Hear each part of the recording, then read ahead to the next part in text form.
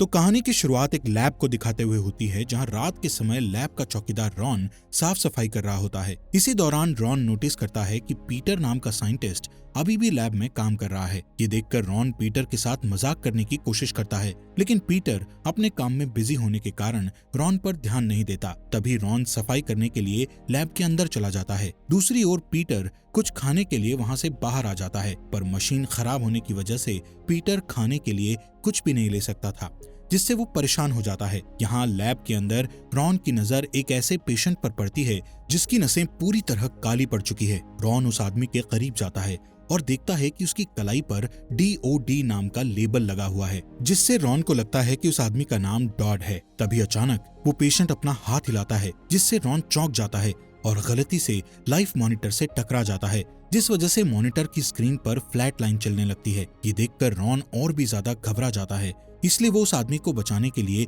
उसे CPR देने का सोचता है। लेकिन तभी उस आदमी के मुंह से ब्लड निकलने लगता है, जिससे रॉन को बहुत ही बदबू आती है। इसलिए वो बदबू को रोकने के लिए उसके मुंह में मिंट डाल देता है, जिसके बाद वो उस आदमी के चेस्ट को दबाने लगता है। तभी अचानक से रॉन का हाथ उसके पेट में चला जाता है, जिससे रॉन डर जाता है और चिल्लाने लगता है। रॉन की आवाज सुनकर उस आदमी को होश आ जाता है। यहाँ हमें पता चलता है कि वो आदमी कोई नॉर्मल इंसान नहीं है, बल्कि एक ज़ॉम्बी है। खैर वो ज़ॉम्बी तुरंत रॉन पर हमला कर देता है और उसे बुरी तरह मार डालता है। यहाँ पीटर अभी भी उस मशीन को सही कर रहा होता है, जिस वजह से उसका ध्यान लैब के अंदर नहीं जाता। इसके बाद रॉन ज़ॉम्बी में बदल जाता है और पीटर पर हमला करके उसे मार डालता है। अगले दिन हम एक स्कूल में बेन, कार्टर और ऑगी नाम के 3 स्टूडेंट्स को देखते हैं, जो कि एक स्काउट ग्रुप में शामिल होते हैं, जिसका लीडर रॉजर्स होता है। वो सभी मिलकर उनके स्काउट की एक वीडियो भी बनाते हैं, ताकि उस वीडियो को देखकर स्काउट में और भी लोग शामिल हो सकें। लेकिन कोई भी उनके स्काउट में शामिल होना नहीं चाहता था, क्योंकि सबको लगता था कि इस उम्र में सिर्फ लूजर्स ही स्काउट में शामिल होते हैं। खैर यहाँ रॉजर्स तीनों स्टूडेंट्स को बताता है कि आज रात ऑगी को स्काउटिंग का हाईएस्ट बैच दिया जाएगा, इसलिए आज रात सभी कैंपिंग के लिए जाएंगे। इसके बाद कार्टर और बेन घर के लिए निकल जाते हैं, जहाँ रास्ते में दोनों अपने स्काउट के बारे में बातें करते हैं, जिससे पता चलता है कि वो दोनों इस स्काउट में सिर्फ ऑगी के लिए शामिल हुए थे। असल में जब ऑगी के पिता की डेथ हुई थी, तब से वो बहुत अकेला महसूस करता था, इसलिए ऑगी के लिए दोनों ने स्काउट में शामिल होने का फैसला किया था। लेकिन अगले साल कार्टर और बेन का ग्रेजुएशन होने वाला था और उन्होंने अभी तक किसी भी लड़की को डेट नहीं किया था। साथ ही वो दोनों किसी भी पार्टी में भी नहीं गए थे। यहाँ कार्टर बेन से कहता है कि हम स्काउट की यूनिफॉर्म के कारण बच्चों की तरह दिखाई देते हैं, इसलिए हमें जल्द से जल्द इस स्काउट को छोड़ना होगा। ये सुनकर बेन कार्टर से बहस करने लगता है, जिस दौरान बेन का ध्यान सड़क से हट जाता है और उनकी गाड़ी एक हिरण से टकरा जाती है, जिससे उस हिरण की डेथ हो जाती है। साथ ही इस एक्सीडेंट के कारण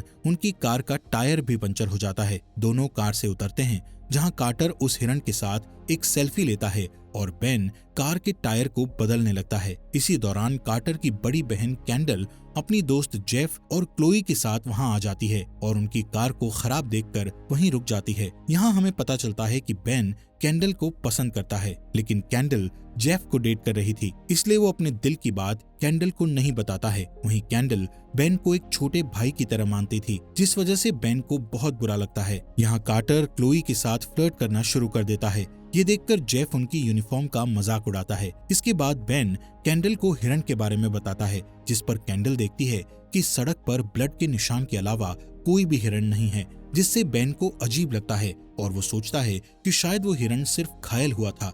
इस बीच कार्टर टाउन में होने वाली पार्टी के बारे में पूछता है, जिस पर जेफ उसे पार्टी का एड्रेस देता है और उन दोनों को पार्टी में इनवाइट करता है, जिससे कार्टर बहुत खुश हो जाता है और आज रात होने वाली पार्टी में जाने का सोचता है। लेकिन जब वो बेन को इस बारे में बताता है, तो बेन उसे कैंप के बारे में याद दिलाता है। अब कार सही करने के बाद वो दोनों घर लौटते हैं, जिस दौरान कार्टर बेन को अपना प्लान समझाते हुए कहता है कि हम सबसे पहले कैंप में जाएंगे और जब ऑगी सो जाएगा तब हम चुपके से पार्टी में चले जाएंगे और फिर सुबह होने से ठीक पहले वापस कैंप में आ जाएंगे। यहाँ बेन का पार्टी में जाने का मन नहीं था, पर कार्टर के बार बार मनाने के कारण वो पार्टी में जाने के लिए मान जाता है। इसके बाद हम रॉजर्स को देखते हैं, जो कि अपने स्काउट की कैंप साइट पर जा रहा होता है, जिस दौरान उसे साइंटिस्ट पीटर का एक टैग दिखाई देता है। वो उस टैग को देख ही रहा था कि तभी उसे झाड़ियों में कुछ हलचल महसूस होती है, इसलिए वो चेक करने के लिए झाड़ियों के पास आ जाता है। तभी अचानक से एक हिरण रॉजर्स पर हमला कर देता है। ये वही हिरण होता है जिसका बेन की कार से एक्सीडेंट हो गया था। असल में ये हिरण भी एक ज़ॉम्बी बन चुका था और रॉजर्स को खाना चाहता था। खैर, रॉजर्स अपने पास रखे एक चाकू से हिरण की आंख में वार करके उसे मार डालता है, पर जैसे ही वो आगे बढ़ता है तो ज़ॉम्बी पीटर रॉजर्स पर हमला करके उसे काट लेता है। इस बीच कार्टर और बेन शराब खरीदने के लिए एक स्टोर में जाते हैं। अब क्योंकि वो दोनों नाबालिग थे, जिस वजह से वो शराब नहीं खरीद सकते थे, इसलिए कार्टर एक पागल आदमी को पैसों का लालच देकर उससे शराब खरीदने को कहता है, जिस पर वो आदमी स्टोर के अंदर जाकर शराब की जगह दूसरी चीजें खरीदने लगता है। ये देखकर कार्टर जल्दी से स्टोर के अंदर चला जाता है और उस पर चिल्लाने लगता है। ठीक इसी समय डेनिस नाम की एक खूबसूरत लड़की स्टोर के बाहर आती है। जिस दौरान डेनिस के बैग की स्ट्रैप टूट जाती है, तब बेन डेनिस की मदद करते हुए उसके बैग की स्ट्रैप को ठीक कर देता है, जिससे खुश होकर डेनिस भी उसकी मदद करने का सोचती है। इसलिए वो स्टोर के अंदर जाकर उनके लिए शराब खरीद कर ले आती है। इसके बाद डेनिस सड़क की दूसरी साइड बने एक एडल्ट क्लब में चली जाती है। असल में डेनिस इस क्लब में डांसर की जॉब किया करती थी। खैर, यहाँ बेन और कार्टर डेनिस के पीछे पीछे उस क्लब में जाने का सोचते हैं, लेकिन तभी उनकी नजर क्लब के बाउंसर पर पड़ती है, जो कि बहुत ही डरावना दिखाई देता है और क्लब के अंदर नाबालिग लड़कों को जाने से रोकता है। इसलिए वो दोनों उस जगह से भाग जाते हैं और कुछ समय बाद हम उन्हें कैंप साइट पर देखते हैं, जहां ऑगी भी पहुंच चुका था, पर अभी तक उनका लीडर रॉजर्स वहां नहीं आया था, जिस वजह से वो तीनों बहुत हैरान हो जाते हैं। तब ऑगी को लगता है कि शायद रॉजर्स बैज देने से पहले उसका टेस्ट ले रहा है। फिर वो तीनों लड़के कैंप साइट को तैयार करने लगते हैं, जिस दौरान तीनों को बहुत मजा आता है और वो एक अच्छी टीम बन जाते हैं। इसी तरह रात हो जाती है, पर अभी भी रॉजर्स वहां नहीं आता है, इसलिए तीनों लड़के कैंप फायर करते हुए आपस में बातें करते हैं। यहाँ ऑगी कहता है कि मेरे पिता के जाने के बाद मुझे अच्छे दोस्त मिल गए और मैं बहुत खुश हूँ, इसलिए मैं वादा करता हूँ कि मैं इस स्काउट को कभी टूटने नहीं दूंगा। दूसरी तरफ हम पार्टी में कैंडल को देखते हैं, जो कि कार्टर और बेन के वहां ना आने के कारण बहुत टेंशन में होती है। वहीं जेफ को कुछ भी फर्क नहीं पड़ता और वो डांस करके कैंडल का ध्यान भटकाने लगता है। इधर ऑगी रात होने पर सो जाता है। तब कार्टर और बेन अपने प्लान के मुताबिक वहां से पार्टी में जाने लगते हैं, जहां रास्ते में बेन को रॉजर्स का चाकू दिखाई देता है, जिससे बेन को रॉजर्स की चिंता होने लगती है। असल में बेन जानता था कि रॉजर्स उसके चाकू के बिना कहीं भी नहीं जाता। साथ ही वो वहाँ किसी के पैरों के निशान भी देखता है, लेकिन तभी कार्टर बेन को कार में चलने के लिए फोर्स करता है, जिसके बाद वो दोनों कार में बैठ जाते हैं और देखते हैं कि उनकी कार के सामने ऑगी खड़ा हुआ है। असल में ऑगी पहले से ही उस पार्टी के बारे में जानता था और उसे शक था कि बेन और कार्टर भी वहां जाने वाले हैं, इसलिए वो उन्हें रंगे हाथों पकड़ना चाहता था। यहाँ बेन और कार्टर ऑगी को सब सच बताते हैं कि वो अब स्काउट नहीं बनना चाहते, क्योंकि वो अब बड़े हो गए हैं। ये सुनकर ऑगी को बहुत दुख होता है और वो उन्हें यहाँ से जाने के लिए कहता है, जिस पर बेन और कार्टर वहाँ से वापस शहर में आ जाते हैं, जहाँ वो देखते हैं कि पूरा शहर खाली है।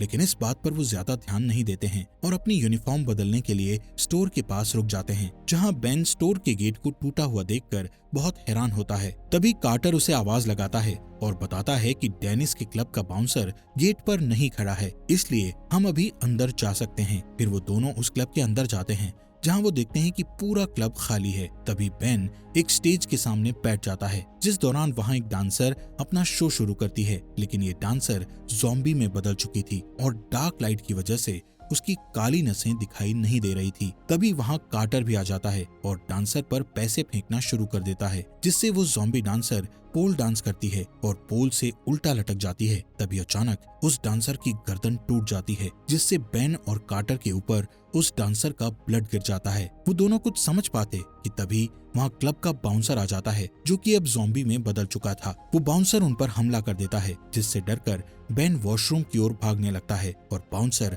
उसका पीछा करता है। यहाँ पोल डांसर कार्टर पर हमला कर देती है, जिससे बचने के लिए कार्टर एक टूटी हुई बोतल को उसके सिर पर मार देता है। दूसरी तरफ बाउंसर बेन को ढूंढ लेता है और उसके ऊपर हमला करने लगता है, पर तभी वहाँ डेनिस आ जाती है और उस बाउंसर को गन से शूट करके मार डालती है। इस बीच ऑगी रॉजर्स के घर जाने का फैसला करता है, पर जब वो उसके घर में जाता है तो उसे वहाँ कोई भी नजर नहीं आता, इसलिए ऑगी एक छोटे से बोर्ड पर रॉजर्स के लिए एक मैसेज छोड़कर जाने लगता है। इसी दौरान उसका पेट दर्द होने लगता है, जिस वजह से वो वॉशरूम में चला जाता है। तभी हम गार्डन में रॉजर्स को देखते हैं, जो कि अब ज़ॉम्बी में बदल गया था। यहाँ रॉजर्स ऑगी को वॉशरूम की खिड़की से देख लेता है और उसे खाने के लिए वहाँ आ जाता है, पर तभी ऑगी वॉशरूम से बाहर आ जाता है, जहां वो रॉजर्स को ज़ॉम्बी के रूप में देखकर चौंक जाता है, जिसके बाद रॉजर्स उस पर हमला करने लगता है।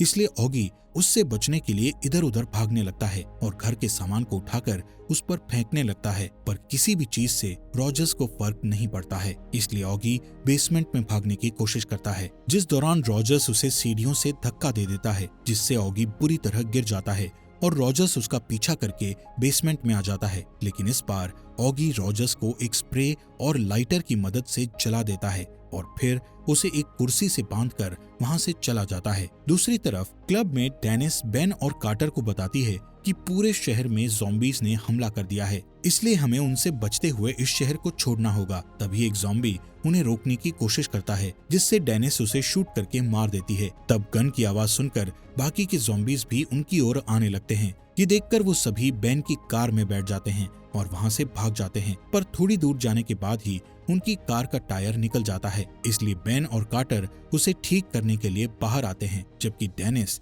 ज़ॉम्बीज को उनके पास आने से रोकने लगती है, पर तभी उसकी गोलियां खत्म हो जाती हैं, इसलिए वो उन्हें खाली गन से ही मारने लगती है। जिसके बाद वो दोनों कार का टायर सही कर देते हैं और वहां से जाने लगते हैं, जिस दौरान एक ज़ॉम्बी तेज स्पीड से उनकी ओर आता है और कार की विंडो तोड़ देता है, जिससे डरकर बेन अपनी कार मोड़ देता है और मदद के लिए पुलिस स्टेशन जाने लगता है। जब वो पुलिस स्टेशन पहुंचते हैं तो उन्हें वहां कोई भी दिखाई नहीं देता है। तभी उनकी नजर एक मैसेज पर जाती है, जिसमें लिखा था कि सभी बचे हुए लोगों को सिक्योरिटी चेक पॉइंट में रखा गया है। यहाँ किसी को कुछ समझ नहीं आ रहा था, इसलिए बेन और कार्टर आपस में बहस करते हैं कि आखिर अब उन्हें क्या करना चाहिए। लेकिन उसी समय कई सारे ज़ॉम्बीज वहां पर आने लगते हैं, इसलिए वो तीनों स्टेशन के अंदर आकर गेट को बंद कर देते हैं। इसके बाद वहां एक ऑफिसर आ जाता है, जो कि अब ज़ॉम्बी बन चुका था। वो ऑफिसर उन तीनों को देखकर अपनी गन चलाने लगता है, जिससे बचने के लिए कार्टर एक कुल्हाड़ी उठा लेता है और बेन फायर एक्सटिंग्विशर पकड़ लेता है और फिर वो दोनों एक साथ उस ऑफिसर पर हमला करने लगते हैं, जिससे वो ऑफिसर जल्द ही मारा जाता है। जिसके तुरंत बाद बाहर खड़े ज़ॉम्बीज स्टेशन का गेट तोड़कर अंदर आने लगते हैं, इसलिए वो तीनों भागकर अपने आप को एक लॉकअप में बंद कर लेते हैं, जिससे वो ज़ॉम्बीज उन तक नहीं पहुंच पाते हैं। यहाँ बेन और कार्टर को ऑगी की फिक्र होने लगती है और वो दोनों उसके बारे में बात करने लगते हैं। जिसके बाद कार्टर वहीं पर सो जाता है, जबकि बेन एक मॉप से नुकीला हथियार बनाता है और डेनिस से बातें करता है, जिस दौरान उन्हें किसी कार से म्यूजिक बजने की आवाज सुनाई देती है। इस म्यूजिक को सुनकर वो सभी ज़ॉम्बीज स्टेशन से बाहर जाने लगते हैं। तब वो तीनों यहाँ से बाहर निकलने का सोचते हैं, पर लॉकअप की चाबी बाहर टंगी हुई होती है, इसलिए बेन कार्टर से उसकी रबर्स लेता है, जिसकी मदद से वो चाबी उठाने की कोशिश करता है। यहाँ स्टेशन के बाहर हम ऑगी को देखते हैं, जिससे पता चलता है कि ऑगी ने ही कार का म्यूजिक ऑन किया था, ताकि ज़ॉम्बीज का ध्यान म्यूजिक पर आ जाए, जिससे वो स्टेशन के अंदर जा सके। खैर, ऑगी जैसे ही स्टेशन की ओर बढ़ता है तो वो गलती से एक कार से टकरा जाता है, जिस वजह से कार का अलार्म बजने लगता है, जिसकी आवाज से सभी ज़ॉम्बीज का ध्यान उस पर चला जाता है और फिर वो सभी उसका पीछा करने लगते हैं। ये देखकर ऑगी जल्दी से अपने फ्रेंड्स के पास आ जाता है, जिस दौरान वो गलती से लॉकअप की चाबी में पैर मार देता है, जिससे वो चाबी एक छेद में जाकर गिर जाती है। पर ऑगी उन्हें चिंता ना करने को कहता है और अपनी स्काउट से सीखी स्किल्स का यूज करके लॉक खोलने लगता है। तभी वहाँ एक ज़ॉम्बी आ जाता है। तब बेन उसे मॉप से हमला करके मार डालता है। इसके बाद वो सभी वहाँ से बाहर निकलकर भागने लगते हैं, जिस दौरान उन्हें रास्ते में एक ट्रक दिखाई देता है। पर जैसे ही वो उस ट्रक के पास जाते हैं तो देखते हैं कि उस ट्रक का ड्राइवर भी एक ज़ॉम्बी बन चुका है। यहाँ ऑगी को लगता है कि वो उस ड्राइवर से बात कर सकता है, इसलिए वो अजीब जानवरों की आवाज निकालकर उस ज़ॉम्बी ड्राइवर से बात करने लगता है और गाना गाकर उस ज़ॉम्बी का मजाक उड़ाता है। तब वो ज़ॉम्बी भी उनके साथ गाना गाने लगता है, जिससे सभी लोग एंजॉय करने लगते हैं। लेकिन अचानक से कोई उस ज़ॉम्बी पर पीछे से शूट करके उसे मार डालता है। असल में ज़ॉम्बी को एक आर्मी ऑफिसर ने मारा था, जो कि शहर में बचे हुए लोगों को बचाने आया था। यहाँ से सभी उस ऑफिसर की गाड़ी में बैठकर जाने लगते हैं, जिस दौरान ऑफिसर उन्हें बताता है कि ये वायरस बुरी तरह फैल रहा है और सभी लोग ज़ॉम्बी में बदल रहे हैं। तभी बेन को ध्यान आता है कि शहर में सीक्रेट पार्टी होने वाली थी, जिसमें कैंडल और उसके फ्रेंड्स जाने वाले थे। इसलिए बेन उस ऑफिसर को पार्टी में मौजूद लोगों के बारे में बताता है, जिससे वो ऑफिसर उन्हें बचाने के लिए निकल जाता है। पर जैसे ही वो उस जगह पहुंचते हैं तो उन्हें सारी जगह खाली दिखाई देती है, जिससे कार्टर को समझ आ जाता है कि जेफ ने उन्हें गलत एड्रेस दिया था। इसी बात पर ऑगी कार्टर का मजाक उड़ाने लगता है, जिससे उन तीनों के बीच लड़ाई होने लगती है। खैर, इसके बाद सभी वहां से जाने लगते हैं, जिस बीच डेनिस उस ऑफिसर के हाथ में एक ज़ॉम्बी बाइट नोटिस करती है। थोड़ी देर के बाद वो ऑफिसर ज़ॉम्बी में बदल जाता है और सभी पर हमला करने लगता है, जिससे वो सभी गाड़ी से उतर जाते हैं और डेनिस उस ऑफिसर को गाड़ी के गेट से बार बार मारकर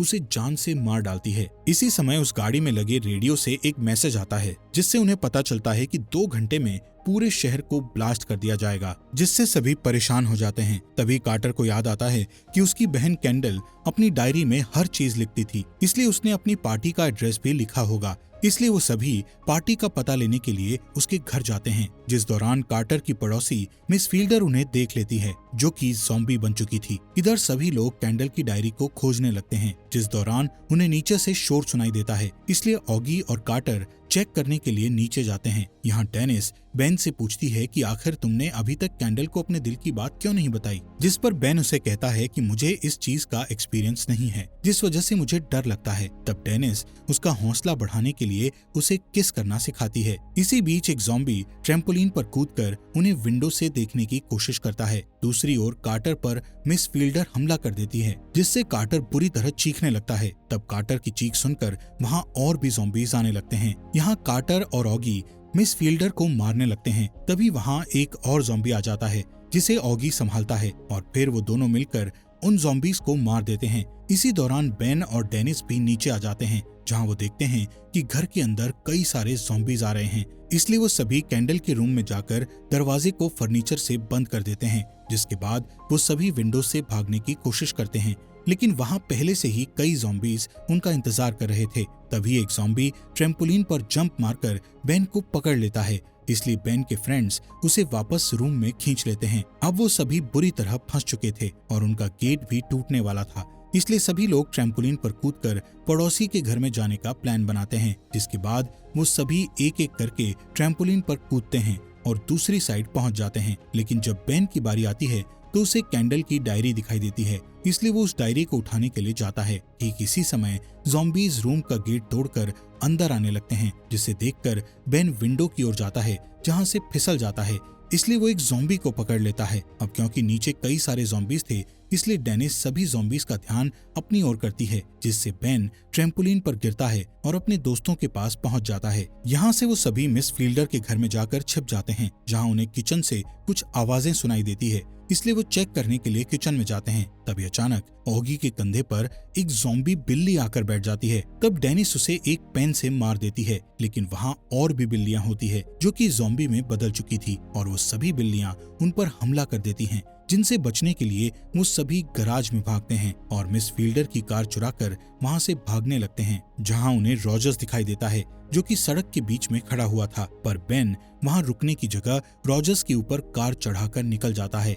इसके बाद बेन डेनिस को आर्मी से मदद लेने के लिए कहता है, इसलिए डेनिस एक बाइक लेकर आर्मी से मदद मांगने चली जाती है। यहाँ तीनों लड़कों को कैंडल की डायरी से उनकी पार्टी का एड्रेस पता चल जाता है, इसलिए वो तीनों कैंडल को बचाने के लिए निकल जाते हैं। लेकिन इससे पहले वो एक हार्डवेयर शॉप पर रुकते हैं, जहाँ से वो अपने लिए कुछ हथियार बनाते हैं। दूसरी तरफ हम उस बिल्डिंग को देखते हैं जहाँ पार्टी हो रही थी। तभी म्यूजिक की आवाज सुनकर एक ज़ॉम्बी पार्टी में घुस जाता है। यहाँ पार्टी में क्लोई की मुलाकात एक नए लड़के से होती है और वो उसके साथ हैंगआउट करने निकल जाती है, जहाँ क्लोई अपने फोन पर एक वीडियो देखने लगती है। तभी एक ज़ॉम्बी वहाँ आ जाता है और उस लड़के को मारकर क्लोई के पास आ जाता है, जिसे देखकर वो बहुत बुरी तरह डर जाती है और चिल्लाने लगती है। यहाँ डांस फ्लोर पर कैंडल अपने भाई और उसके दोस्तों के बारे में सोचकर बहुत परेशान हो रही होती है, इसलिए जेफ उसे बता देता है कि मैंने कार्टर को गलत एड्रेस दिया था, इसलिए वो दोनों अभी तक यहाँ नहीं आए हैं। इससे कैंडल को गुस्सा आ जाता है। तभी अचानक वहाँ क्लोई आ जाती है, जो कि एक ज़ॉम्बी बन गई थी। वो जेफ पर हमला करके उसे काट लेती है। ये देखकर कैंडल चिल्लाने लगती है और वहाँ से भागने की कोशिश करती है, लेकिन जैसे ही वो गेट खोलती है तो वहाँ कई सारे ज़ॉम्बीज अंदर आने लगते हैं, जो पार्टी में मौजूद सभी लोगों पर हमला करने लगते हैं, जिसके बाद वहाँ बेन, ऑगी और कार्टर आ जाते हैं और ज़ॉम्बीज से लड़ने लगते हैं। यहाँ तीनों मिलकर अपने बनाए हथियारों से ज़ॉम्बीज को बुरी तरह मारने लगते हैं, जिस दौरान कार्टर के सामने उसकी क्रश क्लोई आ जाती है, जिसे मारने के बाद उसे बहुत दुख होता है। दूसरी ओर बेन के सामने जेफ आ जाता है, जिसे मारने के बाद बेन बहुत खुश होता है। फिर बेन कैंडल को बचाने की कोशिश करता है, लेकिन उसके रास्ते में कई और ज़ॉम्बीज आ जाते हैं। ये देखकर बेन के फ्रेंड्स उन ज़ॉम्बीज को मारकर रास्ता साफ कर देते हैं, जिसके बाद वो तीनों लड़के सभी बचे हुए लोगों को पार्टी से बाहर निकालकर गेट बंद कर देते हैं ताकि कोई भी ज़ॉम्बी उनका पीछा न कर सके। फिर वो तीनों बिल्डिंग के अंदर बने बास्केटबॉल कोर्ट में पहुंच जाते हैं, जहां से भागने का उन्हें कोई भी रास्ता दिखाई नहीं देता। तभी ऑगी बताता है कि मैंने इमरजेंसी के लिए एक बॉम्ब तैयार किया था। वो उस बॉम्ब को बाहर निकालता है और सभी ज़ॉम्बीज को मारने के लिए उस बॉम्ब को जलाने लगता है। ठीक उसी समय डेनिस वहां आती है और उन्हें यहाँ से बाहर निकलने का रास्ता बताती है, जिससे बेन और कार्टर तुरंत उसका पीछा करते हैं, जबकि ऑगी अभी भी बॉम्ब को जलाने की कोशिश करता है। तभी उस बॉम्ब में आग लग जाती है और ऑगी ब्लास्ट होने से ठीक पहले बिल्डिंग से बाहर आ जाता है, जिसके बाद वो सभी उस बिल्डिंग को ब्लास्ट होते हुए देखते हैं, पर अभी भी रॉजर्स जिंदा होता है और उन पर हमला करने के लिए आगे बढ़ता है। लेकिन तभी वहाँ आर्मी आ जाती है और रॉजर्स को मार डालती है। अगली सुबह हम बेन को आर्मी कैंप में देखते हैं, जहाँ वो डेनिस को डेट पर चलने के लिए पूछता है, जिस पर डेनिस उसे याद दिलाती है कि तुम्हारे मन में किसी और के लिए प्यार है। इसलिए बेन अपने ऊपर भरोसा करता है और कैंडल के पास जाकर उसे किस कर लेता है, जिससे कैंडल भी बहुत खुश हो जाती है। और इसी के साथ ये अमेजिंग मूवी यहीं पर खत्म हो जाती है। दोस्तों, हमारे फॉक्स एक्सप्लेनर हिंदी चैनल को सब्सक्राइब करने के लिए आपका दिल से शुक्रिया।